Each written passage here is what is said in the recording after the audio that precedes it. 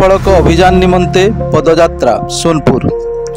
अद्य 4/4/2025 तारीख शुक्रवार दिन सुवर्णपुर जिलार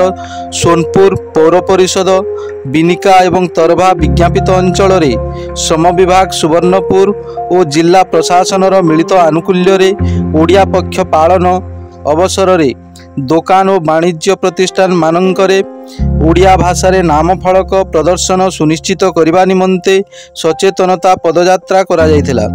सोनपुर रे करा जायथिबा पदयात्रा रे अतिरिक्त जिलापाल श्रीजुक्त राजेंद्र माझी, मुख्य अतिथि अतिरिक्त जिलापाल श्रीमती अंजलिना प्रधान, सम्मानित अतिथि भावे योगदान करिथिबा बेले जिला संस्कृति अधिकारी जमुना प्रधान, निर्वाही अधिकारी सोनपुर पौर परिषद ऋषि माझी, आंचलिक श्रम आयुक्त श्रीजुक्त दिलेश्वर खाका